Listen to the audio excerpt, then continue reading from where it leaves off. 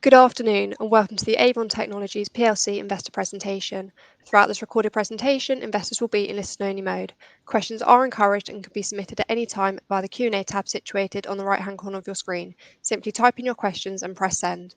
The company may not be in a position to answer every question it receives during the meeting itself. However, the company can review all questions submitted today and publish responses where it's appropriate to do so. Before we begin, I'd like to submit the following poll, and then I'd like to hand you over to Josh Slater, CEO. Good afternoon, sir. Hi there, and hello to everyone on the calls. I'm here today with Rich Cashin, our CFO, and also Steve Elwell, who he's president of our Avon Protection business, which is over half of the group. We're very happy to talk to retail investors. We have a very long history of engaging with retail investors, being a 140-year-old company. So we do regard all of our investors as important. Those of you that didn't join in to the call this morning, we're going to go through the same slides, but we'll do it in a slightly faster fashion. We will leave lots of time for questions, despite the disclaimer at the beginning. Actually, we generally answer every question we get, so do feel free to ask us questions. So just some highlights. If I take the half we've just had compared to the same half in the prior year, we've made excellent progress across all of our financial metrics. Revenues up, as Rich will describe in a second, profits up, cash flows up, return on capital is up significantly, and perhaps most excitingly, because it supports future growth, our order book is also up. Rich will give you the details in a second. We are creating a company with a winning mindset and a culture where all of our factories and all of our processes are improving all of the time. We used to give some examples of improvement activities actually with our results, but we now have so many that every factory is improving every month. So we can't really do that anymore, but we have put some examples in the appendix to our results for those that are interested. We are very focused on delivering on our promises to our customers, and in particular ramping up production in our Cleveland plant on helmets, which is important because we've moved production from our Californian factory. We're also very focused actually on delivering to our customers in our respiratory division, because we have considerable demand for our products there, and a lot of our lines are running flat out at the moment with the shift patterns they've got. The order book does give us confidence into the future, and perhaps as importantly for us, the size of the order book enables us to level load our factories, and when you level load factories, that also generates efficiency and helps drive margin progression. And all of those aspects together give us very good confidence that we will hit our margin targets next year of 14 to 16%. Interestingly, those were our margin targets for 2027, that we've made more progress than we expected, or at least faster progress than we expected, so we brought them forward till 2026. So with that, I'll hand over to Rich, and he'll take you through the detail on the numbers. Thanks, Josh. And just before we move on to the numbers, it's probably worth having a look at what's happened in what is a very dynamic global environment, both from a conflict and a trading perspective. Lots of stuff has been happening, as we all know. So government efficiency measures in the US have targeted several areas, including the military.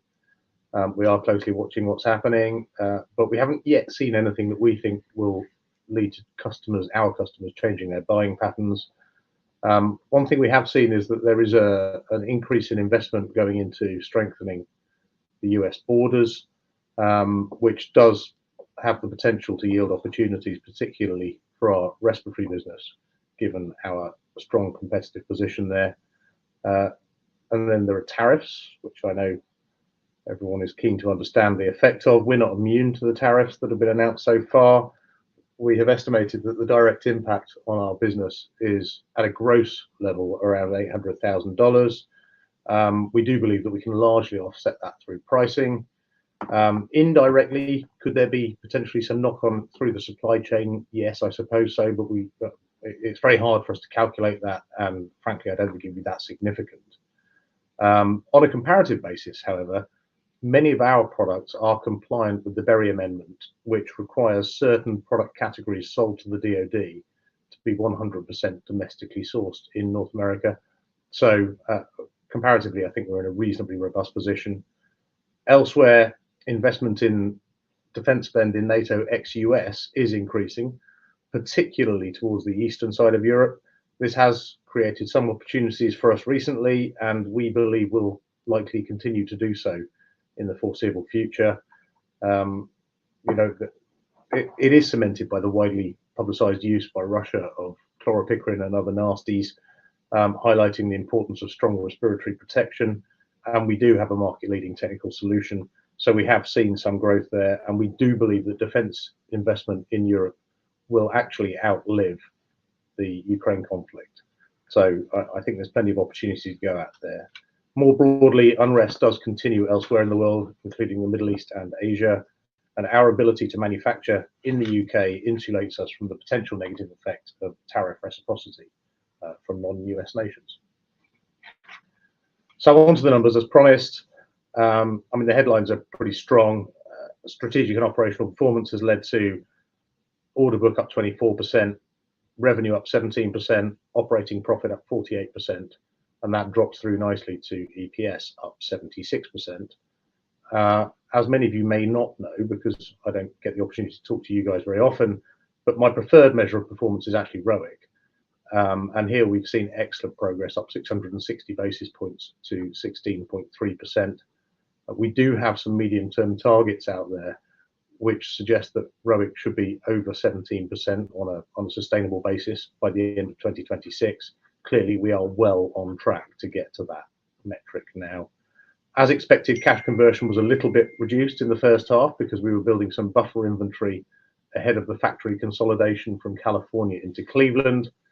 We also have had a particularly high receivables balance, given the sort of increase in revenue accelerating through the first half. These effects will unwind as we go through the second half, so cash conversion will be meaningfully higher in the second half. But even after these headwinds in H1, net debt to EBITDA reduced by 0.7 of a turn in the first half, leaving leverage below 1 times. So a really good start. We are growing fast. We're generating good returns. But there is, however, still much to achieve if we want to hit our medium-term aspirations. Just quickly on the divisions, I beg your pardon, moving on to the P&L first, before we move to the divisions. Order intake of $170.5 million gives book-to-bill comfortably above 1. $247 million record order book gives us confidence in delivering further growth for the balance of this year and beyond. Revenue of $148.7 million is up nearly 17% on last year, with strong growth in both businesses, and we'll look at that in a second. This has dropped through nicely to adjusted operating profit of $17.5 million, giving margin of nearly 12%, stronger than we had anticipated at this stage. Finance costs came down, reflecting the lower average net debt, and an effective tax rate, as guided at 22%, gives an adjusted EPS figure of 38.8 cents per share for the first half, which is up over 76%. The dividend is up 5.6% to 7.6 cents per share, consistent with the increase at the full year results. So on the divisions, AVON Protection has benefited from a very healthy order intake in the first half. Order receipts totaling close to 100 million, which is a very strong half for this business. Around a third of this is from one-off demand, or what we call unicorns, with the balance being recurring revenue as defined by our Capital Markets Day last year.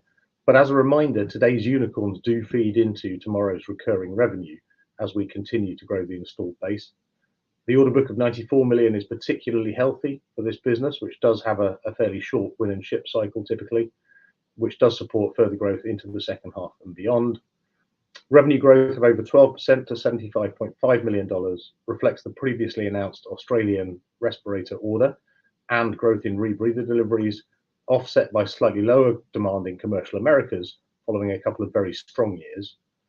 Adjusted OP at 14.3 million dropped through to a 28.8% increase year on year. That gives us margin of nearly 19% for the half, with operational gearing and pricing and a helpful product mix tailwind all contributing to that growth. And then for the remainder of the year, we expect second half Avon Protection revenue to be a little higher than the second half of last year as we continue to work through that Ukraine and NATO backlog. Team Wendy has also seen some further progress this year. Order intake did decline in the first half compared to last year, but that was lapping a particularly tough comparator. Last year, we received orders of more than 50 million from the US DoD alone. Nevertheless, the backlog did continue to grow, up 7% to over $150 million, with future DoD orders of over $130 million already in the book. As expected, revenue was up strongly, over 20%, as the ramp up of one of our new helmet programs effectively started to kick in, with commercial helmets and pads also growing nicely. Higher direct costs reflecting learner curve and ramp up inefficiencies offset lower scrap year on year, with operating leverage and lower SG&A driving improvement in operating margin. The focus for the remainder of the year will be on improving our Cleveland and Salem ramp up plans so that we can sustain the higher output volumes expected in the coming year. So for the second half, we do expect modest growth versus last year, but we don't expect the reduced costs from having exited the Irvine facility to have a big effect on the full year 25 performance, although we are very comfortable with our guidance of 14 to 16% operating profit margin for next year at a group level, which clearly implies meaningful improvement in Team Wendy. And then finally from me, just the guidance for the full year is essentially unchanged from the trading update that we put out in March, although it represents a very healthy uplift from our original outlook back in November. Revenue growth year to date, combined with that strength of order book that I mentioned in both businesses, gives us confidence in achieving revenue growth of above 10% for the full year.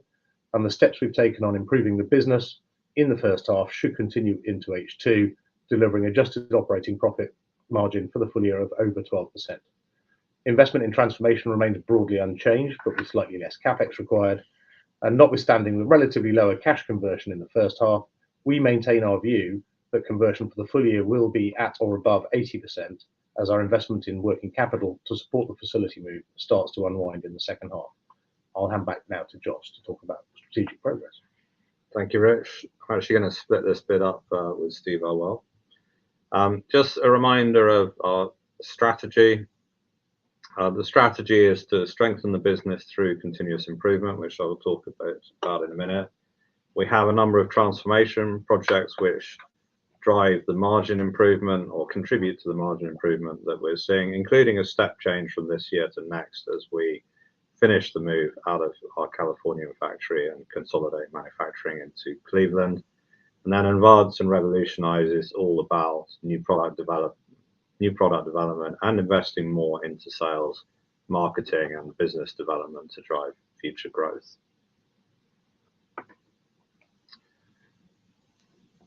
We have developed what we call our strengthened system. For those of you that are familiar with continuous improvement or the Toyota production system, this is very closely based on that, although we have made it our own system and tailored it to our own needs.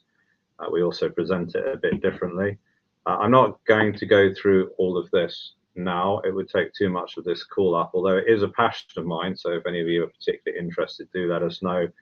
We have actually written a book on the strengthened system. It is available to anyone who wants it in ebook. It's not secret.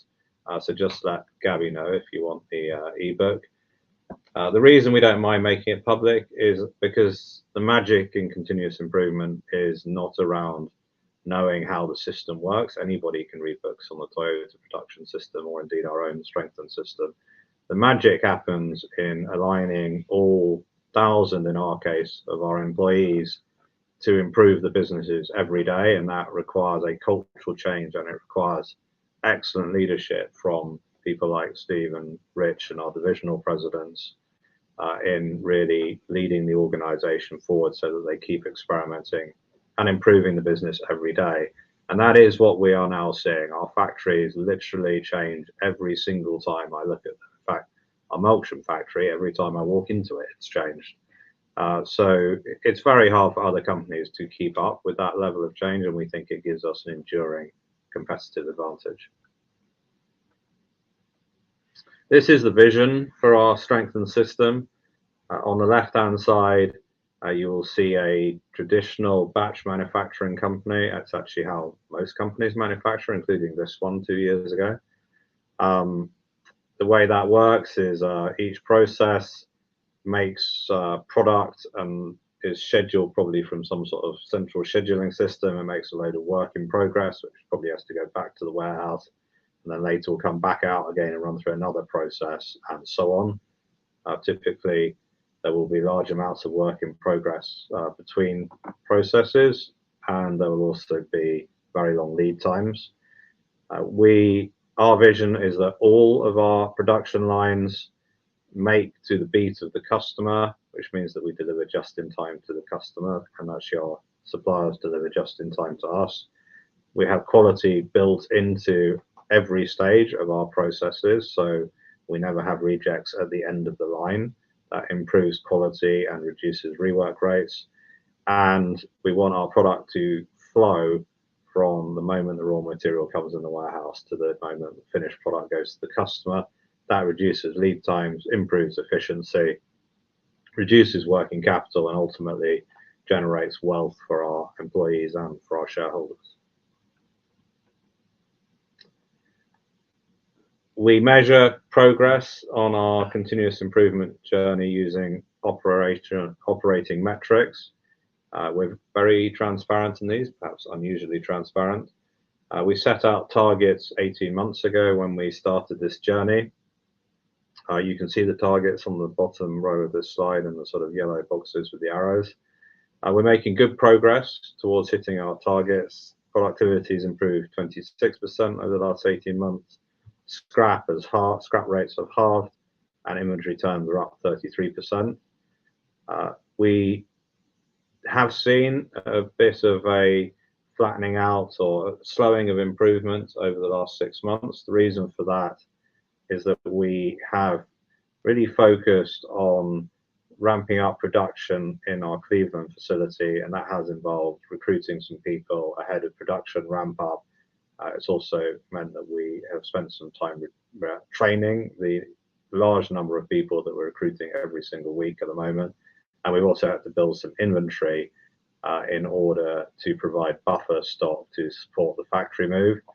I do expect these metrics to start improving again as we run through the next 6 months and beyond.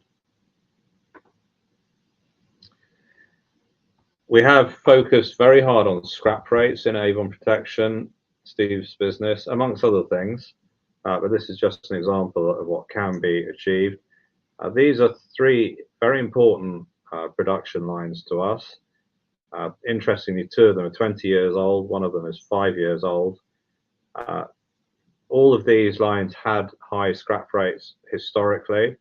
By shining a light on that, by building capability in our people, by encouraging them to experiment and teaching them continuous improvement methodologies, we have reduced the scrap rate on the filters line by about $260,000 a year, and you can see similar numbers on face blanks and visor casting. And that's actually only 3 of our lines. All of our lines are improving all of the time. We did have an interesting anecdote earlier, actually, because we pointed out that although tariffs will cost us maybe probably a bit less than $800,000 through, mostly because we make some components in the UK and ship to the US, we've already offset over half of that just by reducing the scrap rates on these 3 production lines. So we're not particularly worried about tariffs. It's definitely a manageable number for us. The strengthened system is one of 4 parts of our overall business system. This is the methodology that we use to improve businesses. We think it's very repeatable. We think it will work for really any business, although I suppose we're most interested in manufacturing businesses. We start with strategy. The way we do strategy is we teach our businesses a strategic process and a way of strategic thinking that enables them to build their own strategies. That contrasts to most companies, as I understand them, which often get expensive consultants in to tell them what their strategy is. we don't do that. The reason we don't do that is because we feel our way of enabling our own people to develop the strategies leads to far better execution and far better delivery of the strategy. We feel that most companies fall down because they don't actually do their strategy. We feel we're different in that respect. Of course, we do need people that are capable of delivering the strategy. That's why we've built our own Star Academy. We spent a lot of time as a leadership team developing the courses in the Star Academy.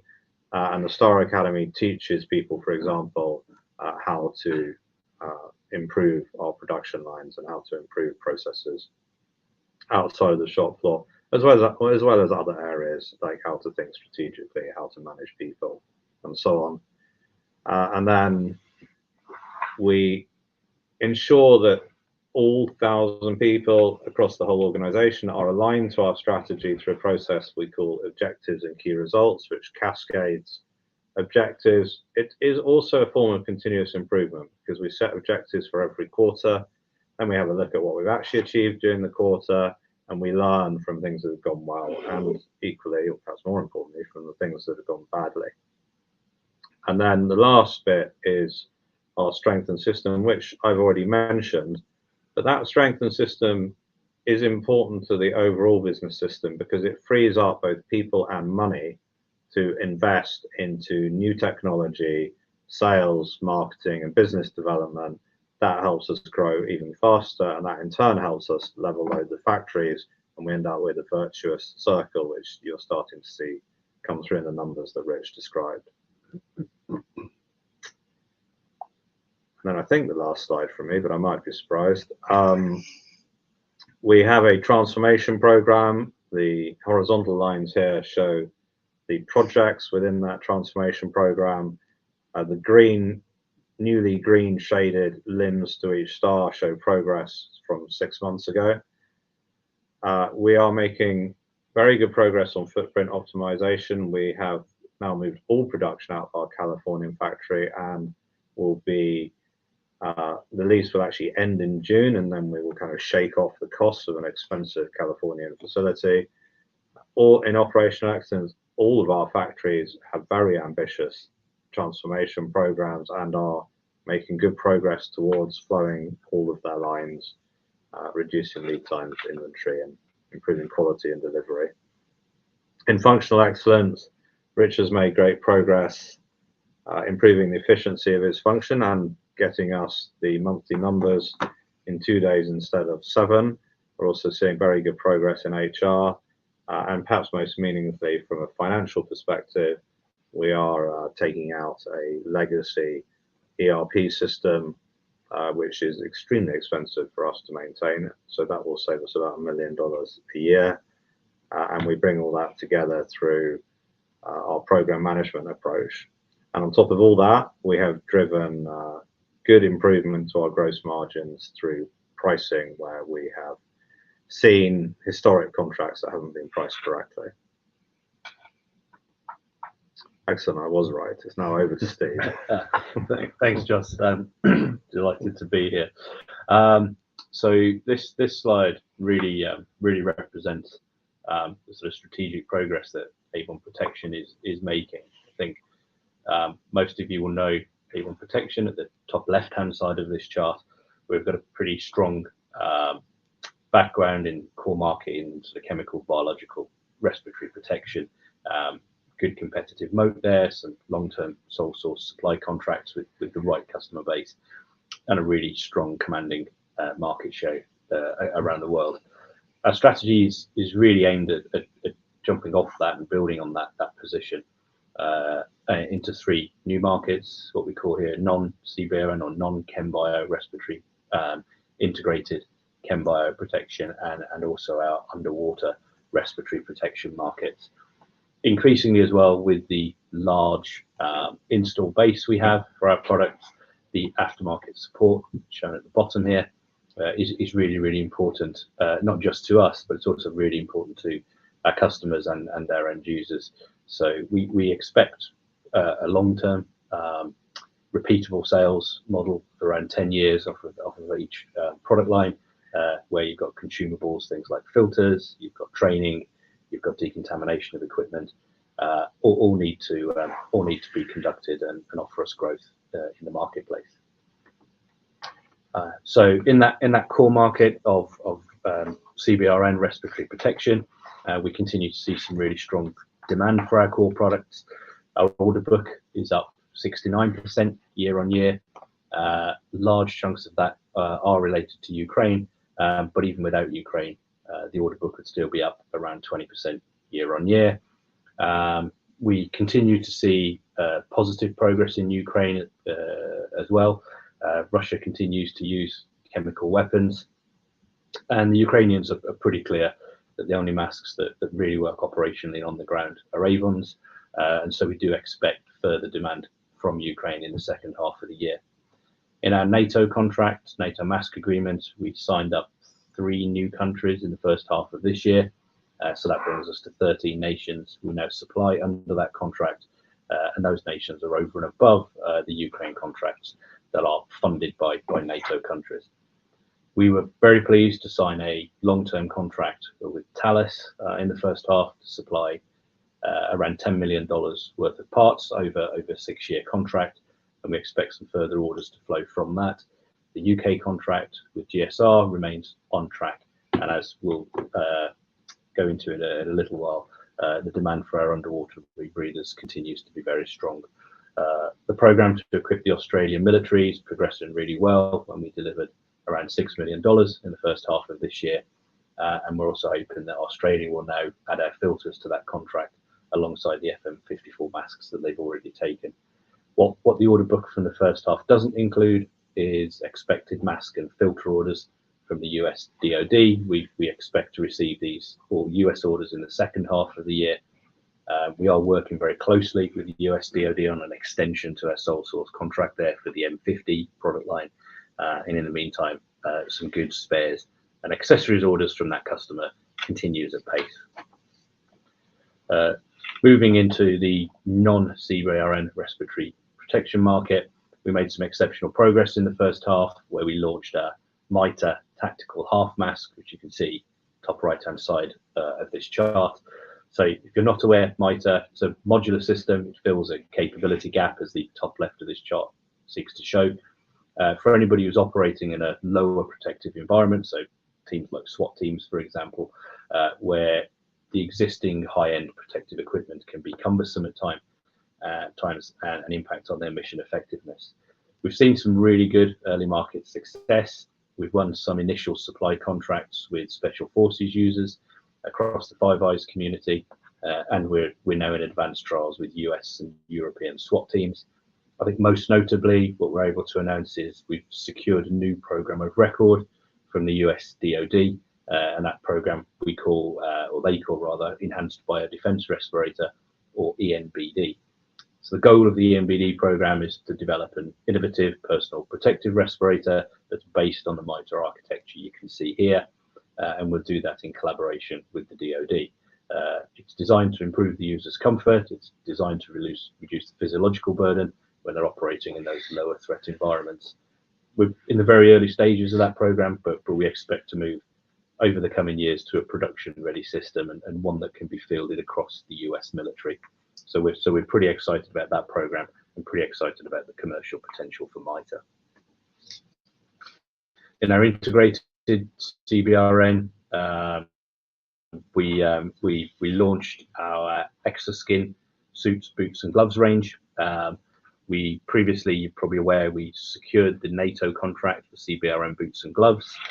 We're now up to 8 NATO countries signed up to that contract where we're supplying, and we've got some nice advanced discussions with a number of other NATO nations that we expect to secure over the next 12 months into that program. We won the US DoD program for what they call their HMI, or the Hood Mask Interface program. That's actually 3 new programs of record with the DoD, and that win really puts AVON right at the heart of future ChemBio integration protection. Our Exoskin suit range, really popular with our customers. We're in very close collaboration with NATO and Five Eyes countries, and we're starting now to see requirements and specifications move in our favour. So actually we see our medium-term pipeline in that space starting to build quite nicely. And finally, for me, a military underwater rebreather market is expanding with our deep sea rebreathers. So in the first half, we did secure 2 new European NATO Navy wins, and they build on previous wins from Germany and New Zealand. Also very early in the second half, so doesn't appear in our first half results, but we did also sign a contract and enter a partnership with the Royal Canadian Navy to supply their rebreather needs as well. So our production lines are ramping up and increasing output to meet that rising demand. We continue to see a very strong pipeline for this product area. There's many more upcoming tenders with NATO and Five Eyes nations, alongside growing number of opportunities for international export. So I think, as Joss and Rich really presented, we're now showing some really good operational discipline. We've got a much stronger order book. We're executing on our growth strategy, and we're building a pipeline and really accelerating some momentum. I think it's back to you, Joss. Thank you very much, Steve. So in Team Wendy, very good order book at the moment. I do see there's a question on the order book in Team Wendy around order intakes actually declined.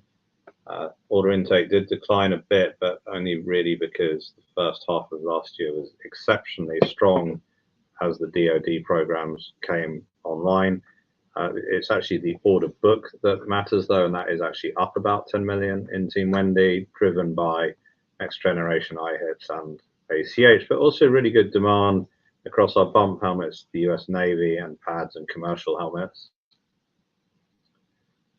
We have also, just in the last 6 months, launched our new Rifle Tech helmet. This is probably the most advanced helmet in the world. It can stop typical rounds from a rifle such as an AK-47, or for those of you more familiar with the UK, the SA-80. It is about 2.5 pounds lighter than the previous helmet that provided that type of ballistic protection. It is a reassuringly expensive helmet, but it does provide unrivaled protection against ballistic threats. We have a good pipeline developing on that, both from militaries and also from SWAT teams and police forces. So we should start manufacturing that commercially in the next 6 months. We're also working hard to develop new pad systems and to carry out R&D on how we can protect people's brains even better from the impact of a bullet striking a helmet. This slide just shows the last 12 months compared to the full year 2024. The middle line is perhaps the important one. You can see that the margin is progressing nicely. ROIC is actually nearly in our target range of 17 to 20%. Cash conversion over the last 12 months has continued to be very strong, and leverage, and we're in a rock solid financial position with leverage of below 1. We are unusually transparent about risks and opportunities. We keep hoping we're going to set a trend amongst listed companies, but at the moment, I think we're still an outlier. I'd say our biggest risk at the moment is the ramp up in Cleveland, where we need to triple production over the next 3.5 months or so. That is a big challenge, not least finding the amount of workers that we need, or at least good workers. Tariffs haven't really impacted us so far. I don't think we're particularly worried about them, but if there were reciprocal tariffs put in place by, for example, Europe, that would be inconvenient for us. That said, we do manufacture masks in the US and in the UK, and we can move production fairly easily. We also make filters actually on both sides of the Atlantic. Helmets we currently only make in the US, but we do have room for helmets in the UK and could move them if necessary. But we're not going to do anything like that until we're a bit clearer on where the tariffs are going. On the opportunities, tariffs are actually an opportunity for us because we can manufacture on both sides of the Atlantic and do, whereas some of our competitors are trying to access the US market from Europe. And we do have good opportunities around exporting our helmets from the US into the non-US markets. That's not really something we have tried to do before because we've had so much demand from the US DoD, but as we successfully ramp up production, we will have more capacity to try and access international markets that should drive further growth. So in summary, our businesses are improving very fast. We're doing what we said we would do 2 years ago. It's good that now investors can start to see that come through in the numbers. Hopefully that gives people confidence that we will do what we say we'll do. Our transformation program is on track. In fact, the closure of our California factory is actually 3 months early. Our markets are growing well. It's always nice to be swimming with the current. And our business system is delivering improved margins and higher quality product to our customers, which in turn supports growth. So with that, I was going to say we'll hand over to questions, but they're actually online. So I think we'll have to read the questions out and we'll. Joss, Rich, Steve, thank you very much for your presentation this afternoon. If I may just jump back in there. Ladies and gentlemen, please do continue to submit your questions just by using the Q&A tab situated on the top right-hand corner of your screen. Just while the company take a few moments to review those questions submitted today, I'd like to remind you that a recording of this presentation, along with a copy of the slides and the published Q&A, can be accessed via your investor dashboard. As you can see, we received a number of questions throughout today's presentation. And if I could just hand back to you to read out the questions and give responses where appropriate to do so, and I'll pick up from you at the end.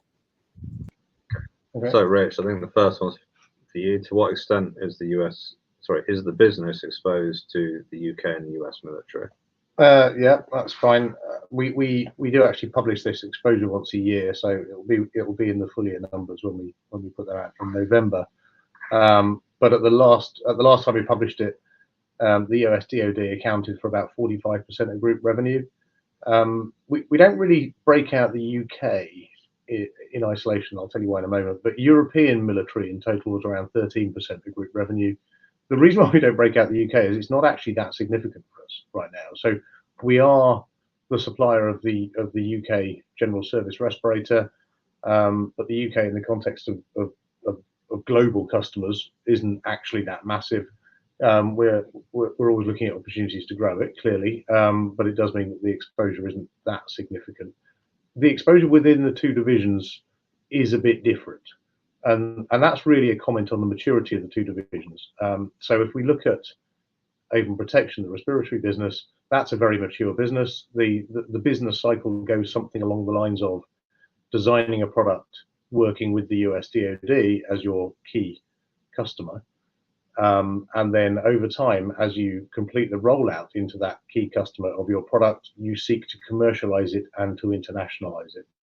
And therefore, within Avon Protection, actually the DoD was only 27% of revenue last year.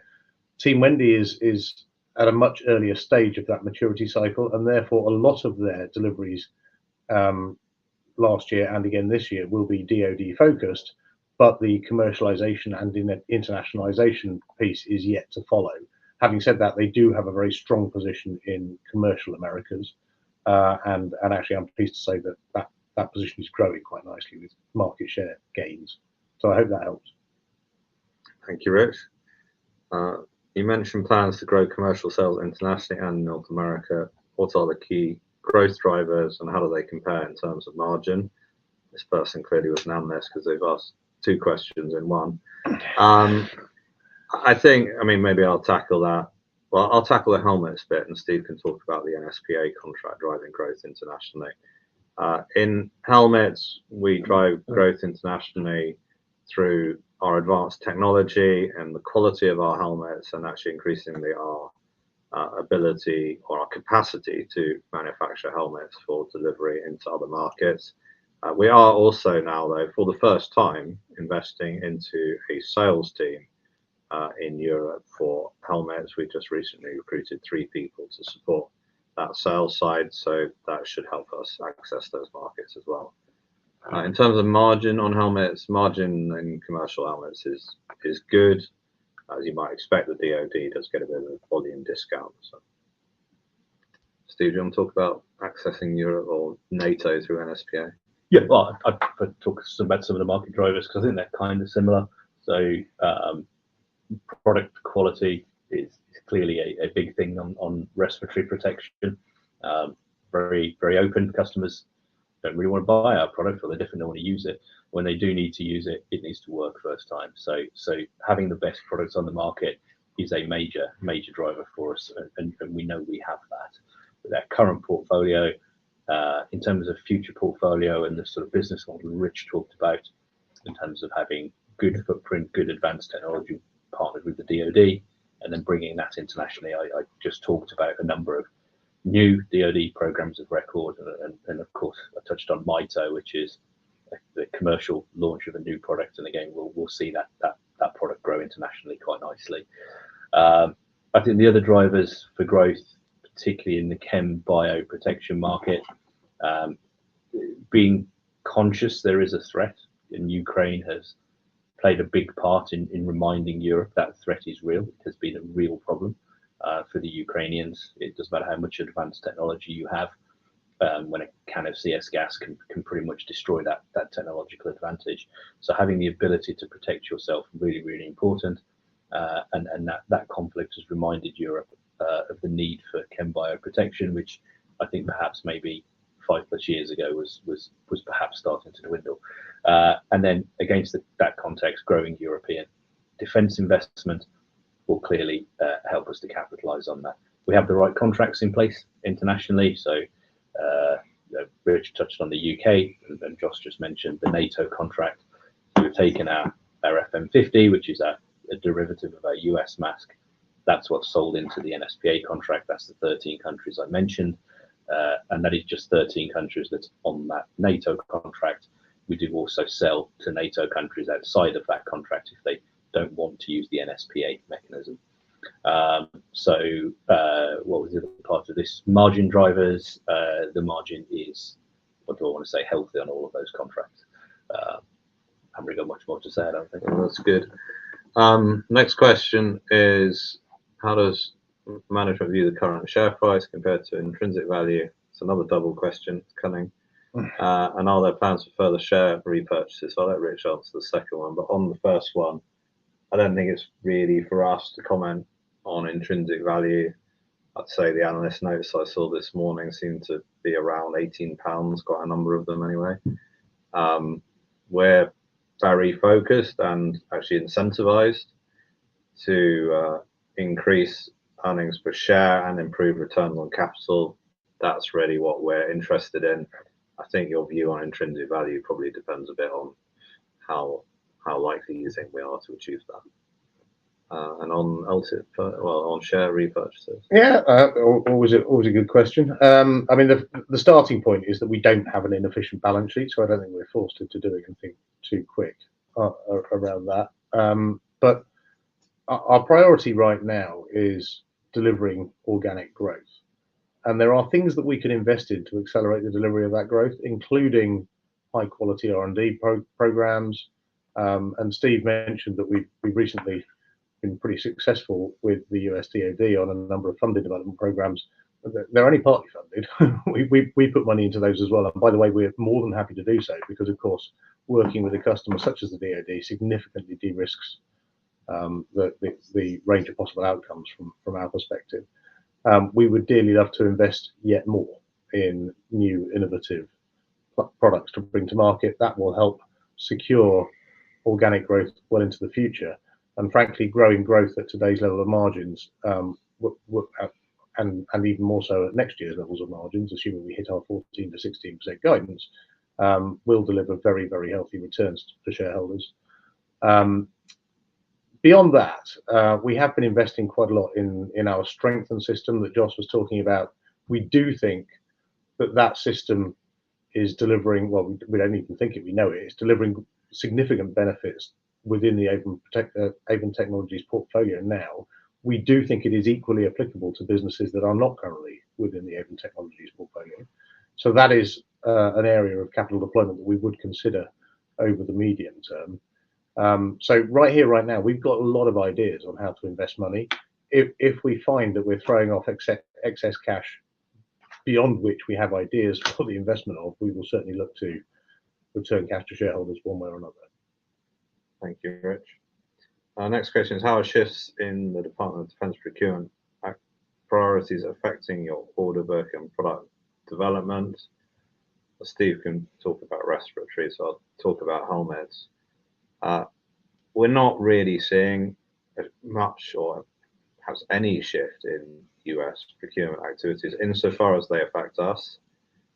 We have seen quite a lot of Doge, but it doesn't seem to be making any difference to the order flow that we're getting or our programs. But you want to add a bit more colour, Steve? I was going to be a little bit facetious actually in answer to that question. My answer will be actually really positively.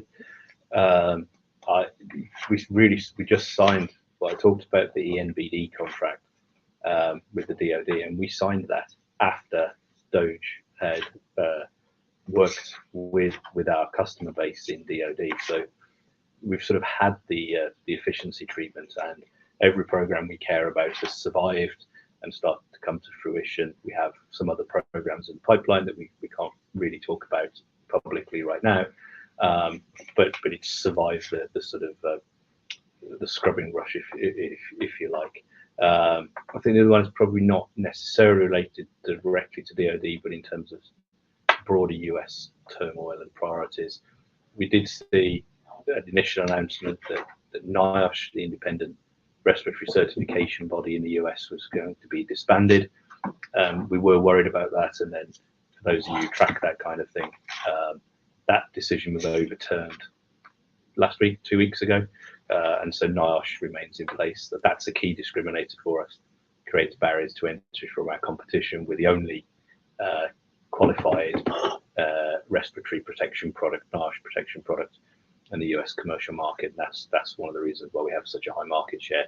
So that being back in place again keeps those barriers in place to us. So yeah, my facetious answer to that question is that the procurement priorities on the Avon protection side have actually largely been a positive for the business. Now that we're on the back end of that. Thank you, Steve. Our next question is, why have UK and international revenues in Team Wendy declined?